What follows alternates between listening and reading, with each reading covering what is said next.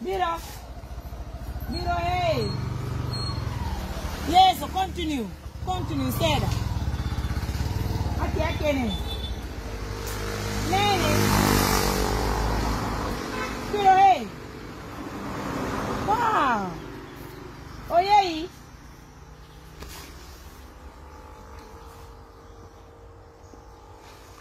C'est pas facile, mesdames, messieurs, comprenez, hein, je suis venue finalement, elles ont quitté les lieux, mais on va se démerder, Inch'Allah, même si c'est une seule personne.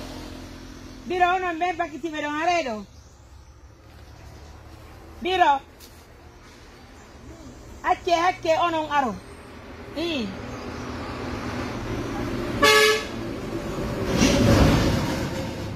Ake, on a l'ougi. Na? Sene, Biro, Sene. Comment Marianne Touré, Garadio, Sene. Je nous dis bonjour à des mamans que j'ai trouvées ici en train de pratiquer ce métier-là. Vous avez déjà mené? Nous haïti. Quand nous on a wadde. Liki. Et nyalangal sonda liki di liki bui. Ko joni ar don kane bi. On hebi taw. On lela. Ya fodo. Ati d'argent. Bien, mais les images, je sais pas qu'est-ce que je veux la remettre pour toi. Là, je sais même pas comment je vais mon partir dedans.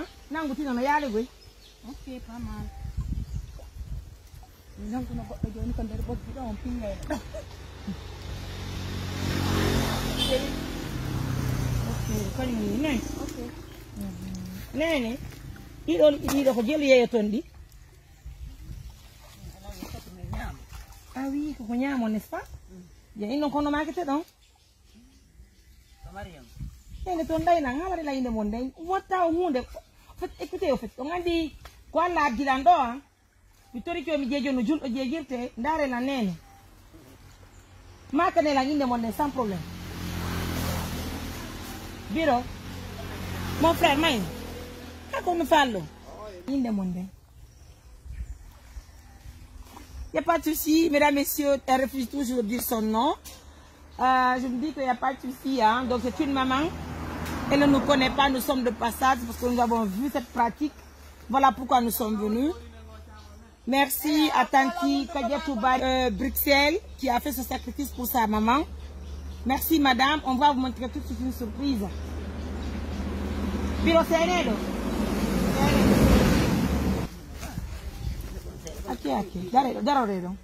Mesdames, messieurs, comme vous le voyez en immense, ce n'est pas une chose qui est facile. Je trouve une maman. Elle n'est pas la seule, pardon. Déjà, il faut le doggy. Elle est venue, elle a eu le courage de venir échanger avec moi. Donc, de passage, je voulais vraiment rentrer dedans pour la montrer que je suis de cœur avec elle. On parle de nous connaître. Non, mais là, où est-ce hein? Il parle où est-ce qu'il y a golle ko jokkuɗon ko wona golle bonɗe. Maintenant si on parle ça, tu peux le faire hein? Viens me prendre là, pardon, ari yotu Allah tam yando. Non, oh non, femme, ali ko fiya, il va se battre.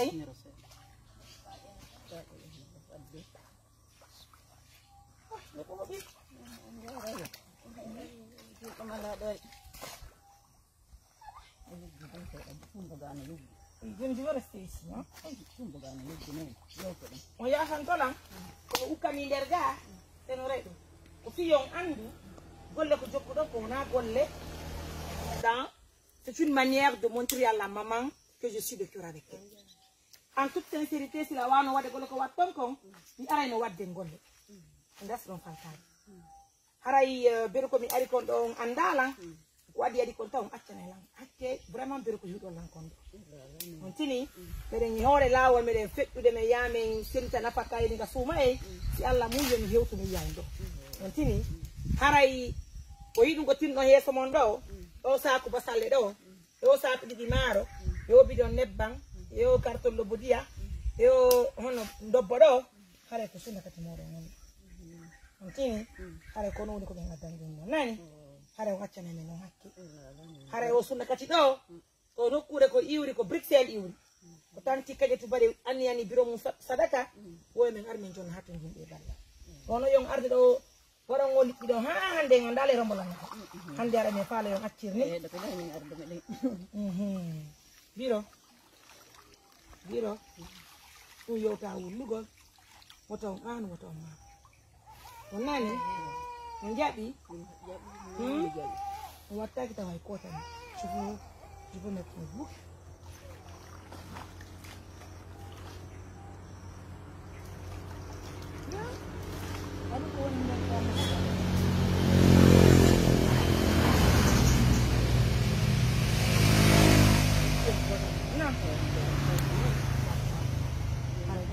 Donc,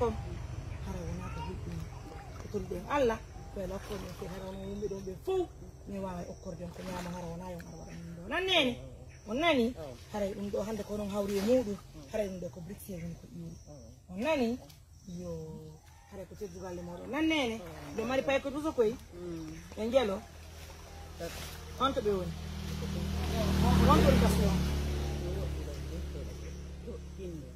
kindo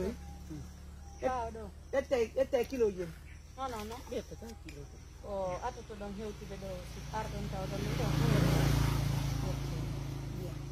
joni nene hare hande nona nene mi yitti do mi yana to be ngalla walla newna men heba kadi fere okkorgo don be wombe do be fu hare hande ko arki se modon ni o sako basalle do sako di maro e nebban en dobbo kon kadi may lobo dion nanene barkam barkuden habo Allah Allah wurna mi to mi fada barka Allah barka Allah na hare ko non jinani hare ko non faale mo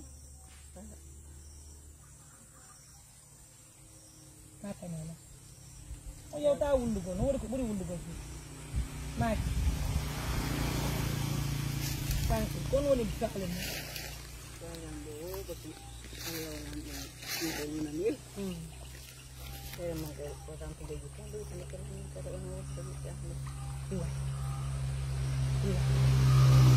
come tampere un lungo fattino tampere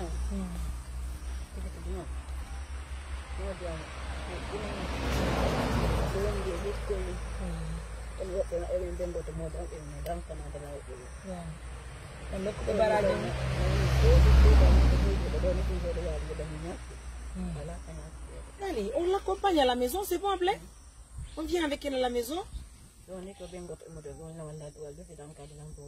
Ok, suudu mon nugo suudu hudo in donc on hudo ko nyapiro.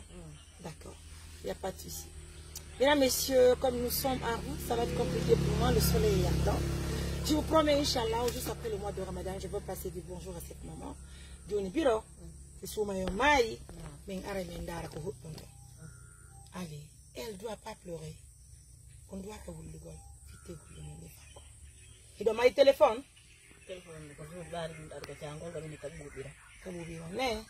Oh là là. D'accord. Mesdames, messieurs, comme vous le voyez en immense, ça fait vraiment.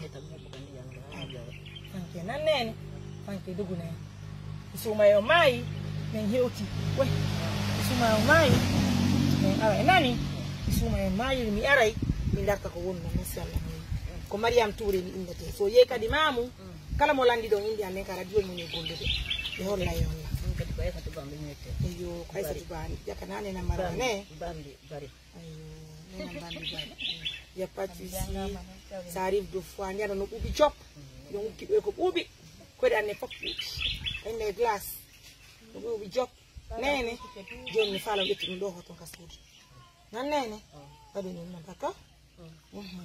Et c'est pas fini, on va mon sac. Voilà, on est bien. Envoie-moi mon sac. Hey, t'as dit sac à un sac à un.